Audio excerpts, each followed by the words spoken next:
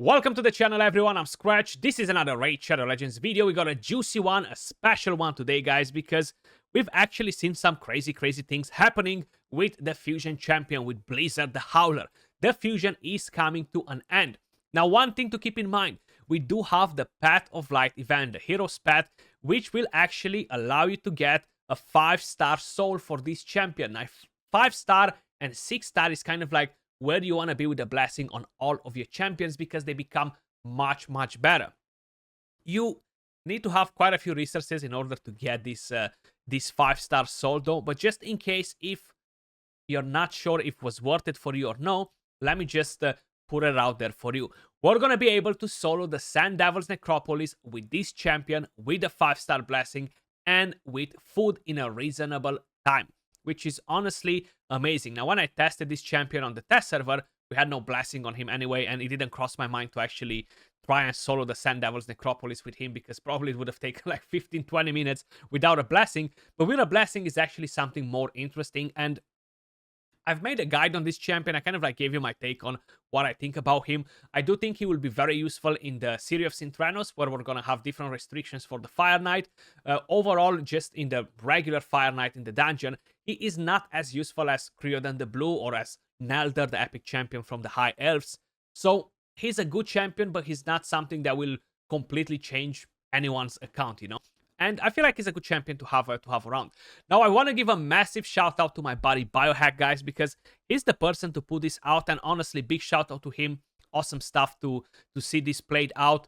Blizzar soloing the Sand Devil's Necropolis on stage 25 with food. You can do this to maximize your rewards and try to kind of like get some champions leveled up while you are farming the Sand Devil's Necropolis. Or if you don't have better characters, or if you don't have a solid team that can do it in such a decent amount of time, definitely keep this champion in mind. And I feel like he can be very useful as well for the City of Sintranos when we're going to have different restrictions for the Sand Devil's Necropolis in future rotations. So overall, definitely not a bad champion.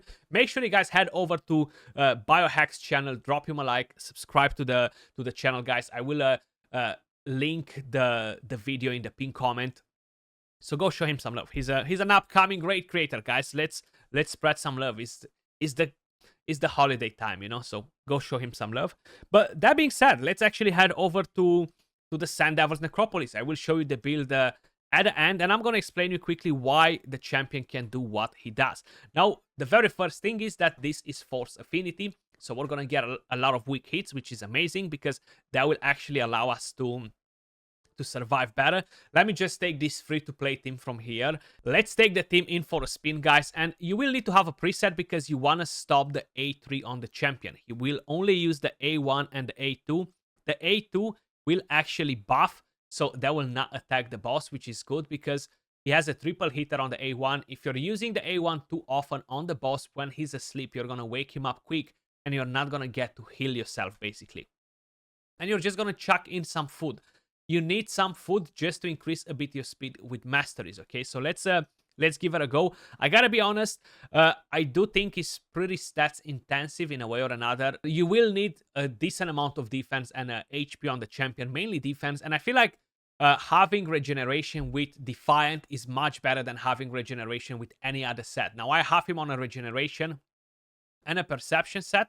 I'm gonna show you the stats in a second, but I feel like Defiant will actually give you that extra edge where you can actually lower some of the stats. And I've done a run before which gave me an amazing time, and that is this one right here. And I had speed boots on him, so he had probably like 20 more speed, if not 25 more than I currently have, and he had like 800 less defense. Okay, I changed that because I failed the run once and I won once with 2 minutes and 26, guys. Very impressive. 2 minutes and 26 seconds. So I changed a bit the build on him and gave him defense boots instead of the speed ones. That lowered the speed a bit on him, but we're gonna be able to see it how it plays out from here on, you know. So you buff, you use the skill once, then you get to attack the boss again. If you're not getting weak hits almost at all, you know, I feel like that's when the danger comes in play. As it stands right now, we're actually looking very good because most of the hits are weak hits on our champion, you know. You will get the decreased speed, you will get the decreased accuracy on, so uh, it's not going to be a problem to have the decreased accuracy because you're going to be dying and then you're going to come back without the debuff, so you're going to be able to land the Brimstone. But just in the process of all that, you need to kind of like be aware of it, you know. And the decreased speed can stop you at some point to take another turn and get to heal, so that's why you kind of like want to have him fairly tanky, especially with the Defiance set. I feel like he will be spot on because 15% damage reduction, it might not sound much, but it's honestly a lot. You see, like in this sort of situations where he will get a decreased speed, he won't actually get to move another time before the boss uses the skill. So if he's gonna be too low on the HP, he's actually in trouble. You know, he does have the possibility of dying. That's why I actually tanked him up a bit. You know, so if you're getting a lot of weak hits when that happens, when he's landing the debuffs, you don't have to worry about it too much. You know, but if you're constantly not getting any weak hits, I feel like a defiant set will work better if you are able to get the accuracy on your character. You know, the reason why I have him like this, you need 550 plus accuracy. That's kind of like where you want to be. And if you're gonna have him at 6-star, for example, you're not gonna need the accuracy. So that's when you can really build this champion much better and just give him defiant and regeneration. Don't worry about any sort of accuracy. Tank him with a lot of defense. You know, that's when he's really gonna be the MVP. Plus, he's gonna make this so much faster when the Brimstone is 100% chance to land, you know, and no accuracy. It's gonna be like game changing. So much better, honestly. I feel like a 6-star could really take this down to like 2 minutes. Approximately 2 minutes per run, which is wow for a solo champion with food on this dungeon, you know. 100% very nice. But there you go. We are at 2 minutes and 30 seconds. This will be a bit longer than the previous run, and mainly because we haven't landed Brimstone as often, you know. Which is okay. I just hope I have the Masteries on him. I can't remember if I got the Masteries in the end or no, but hopefully I did. If I don't have the Masteries, that will definitely make a bit of a difference too, you know? Because it will increase the chance to land Brimstone. I know I had to go and get some more scrolls, and I can't remember if I've done them in the end, or I just wanted to do it, and I haven't done it. I can't remember now, you see? But we're gonna see in a second. Because there we go. 3 minutes and 10 seconds with food, guys. Get your oils, and we're getting 84 points for the tournament. Honestly, it's not bad getting 84 points for the tournament. And we're getting 34 points for the turn-based tournament, which honestly is okay. Yes, it's not 50 points like my normal team would take, but if this is the best option that you have available, hell yeah, I would take this any day, you know, like 2-3 minutes. Think about Godseeker, Aniri, and Drang, right? That took like 5 minutes to duo. This is solo with one champion and food, guys. Much better. And we do have the Masteries. For a second, I thought that we don't have them. I was like, for real? Do we have them or we don't?